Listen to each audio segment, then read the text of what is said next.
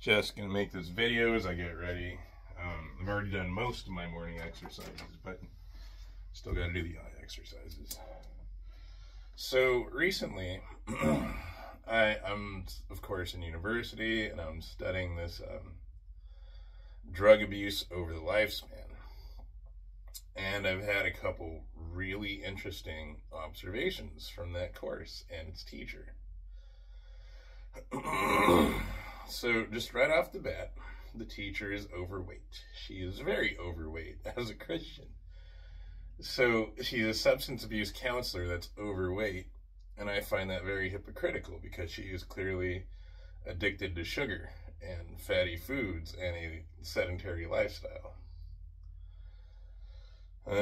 But she docked me 20 points on my recent assignment because I advocated vigilante justice against drug dealers, since both church and state are failing to protect the citizens, the good people, from the drug dealers. Instead, both are enabling and empowering drug dealers. The case that I cited was a high school principal in Manitoba province of Canada, a native. I believe it may have been on a First Nations peoples reservation. And two marijuana growers got two of his kids hooked, first on marijuana, and then heroin, and then they prostituted them at 14 and 15 years old. I think they might have died an overdose death, at least one of the girls, but they weren't just his students, they were his daughters. So he went and killed his local drug dealer, his local Josh DeHaven, Justin Tallman type, the marijuana growers and dealers of Canada, who of course also sell heroin and fuck little girls. Now, I know the Justin Tallman, Josh DeHaven, Susha Sour, white liberal Vashonite attitude is, no, bro, just let the drug dealers rape the kids, man. The fucking the nuclear family structure is racist, bro. But this brown man wasn't having these white people's bullshit. He's grown tired of it.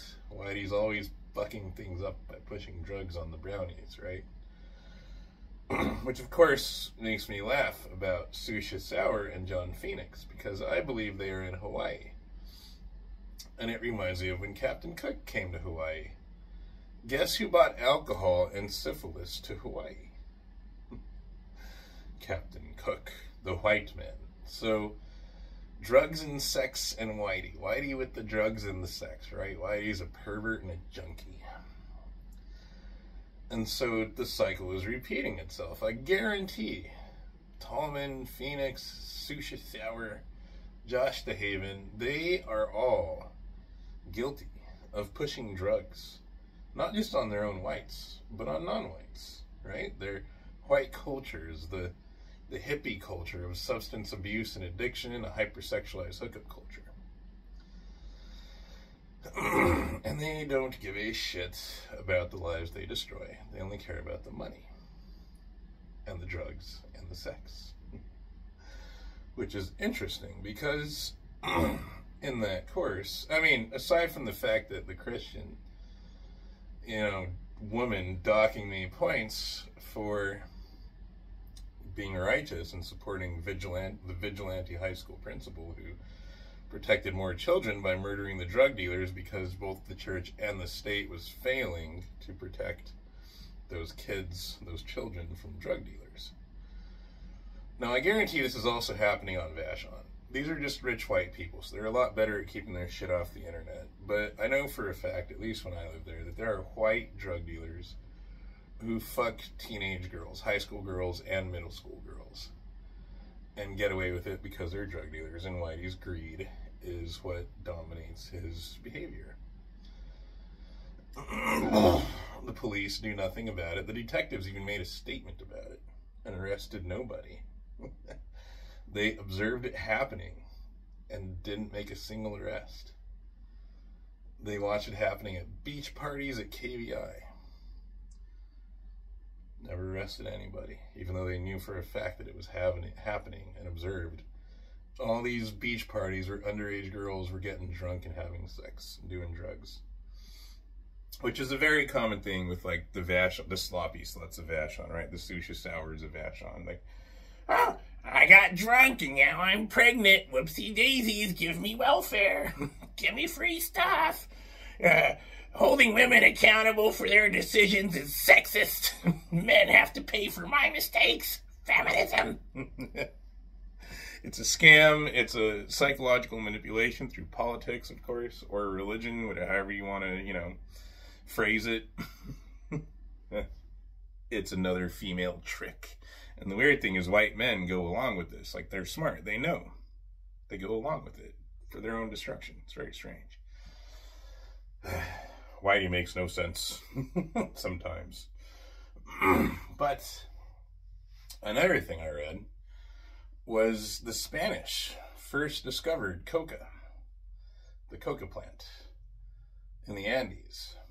And for 300 years, the Spanish did not do cocaine.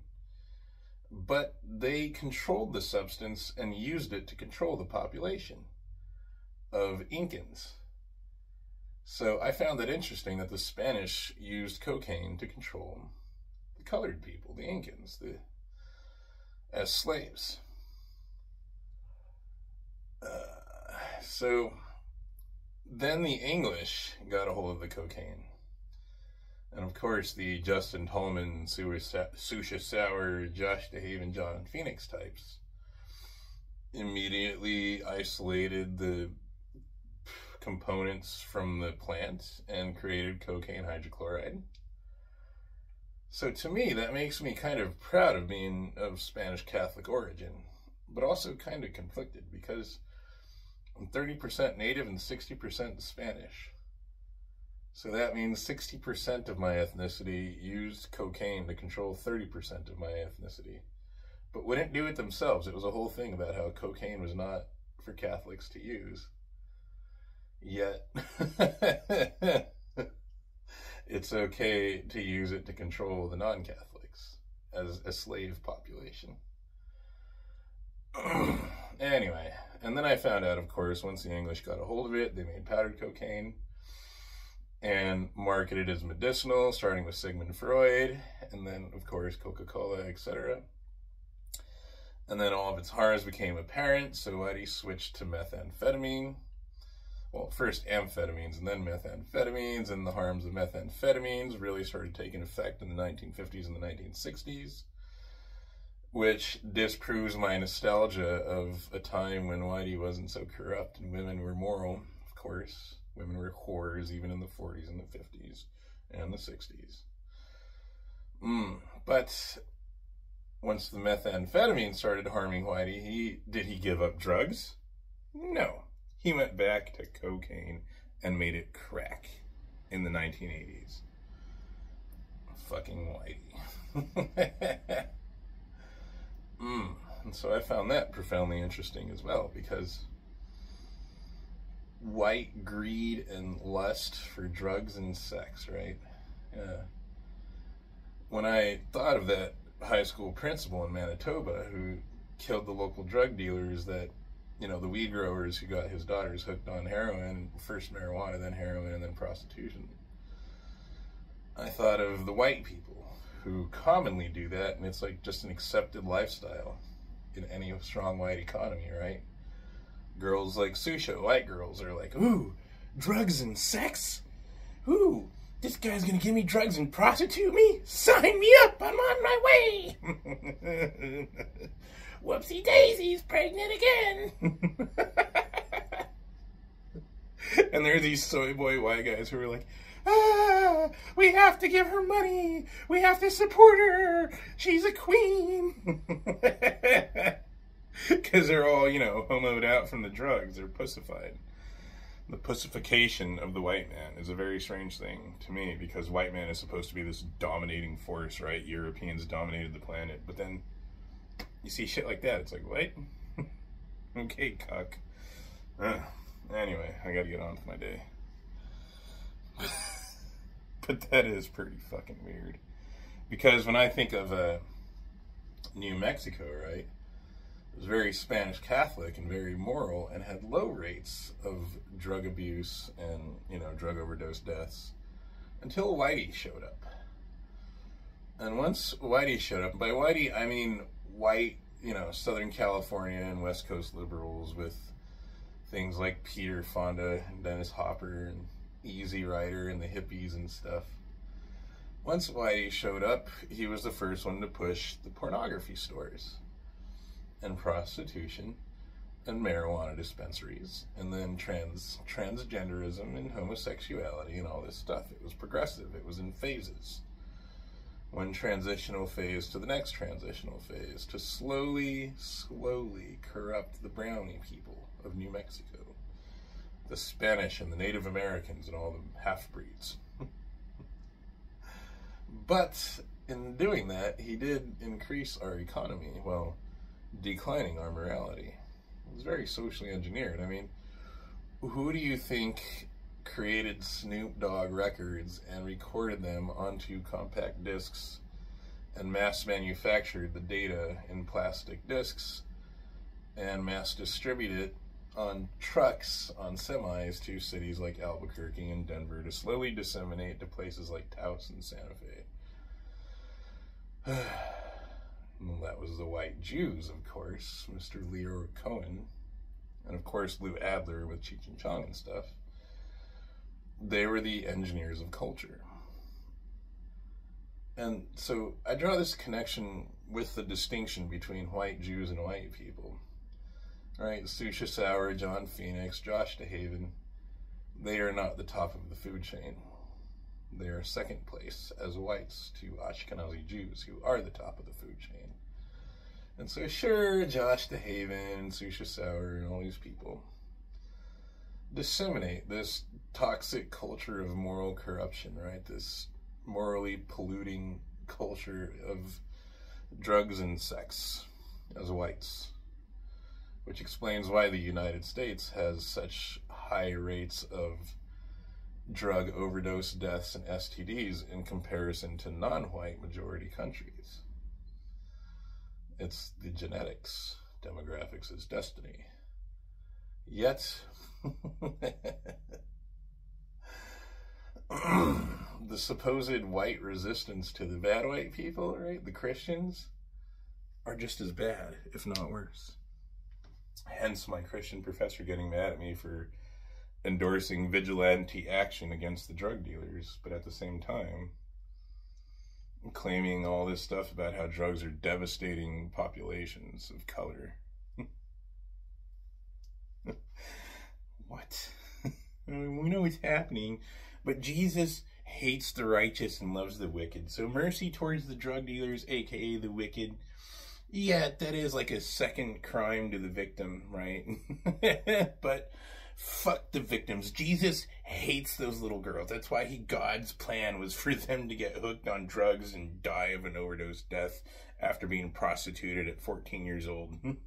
God just fucking hates them. But he loves the drug dealers who did it.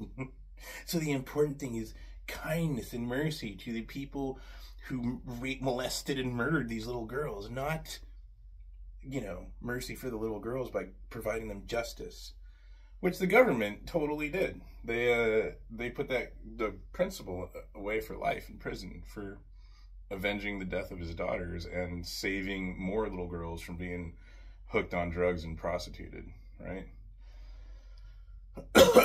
Both church and state are that corrupt. And that was funny because last night I was doing something online, and all of a sudden it was like, wait, why is God doing this, was my thinking, right? Why is God allowing these things to happen? And I realized it wasn't God that was planting these thoughts in my mind and whatnot. It was Google. That's not God. It's Mark Zuckerberg and Susan Wojcicki and all those people. So instead of thinking, why does God allow this, my question became, why does the government allow this? The only explanation for a God, if there is one, is he's a sadist and created us to suffer purely for his own entertainment. Or he's just not real.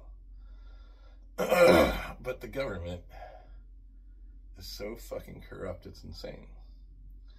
And Christians are enabling their own destruction. It's like enthusiastic martyrdom to mimic the attitude of Jesus. It's fucking retarded.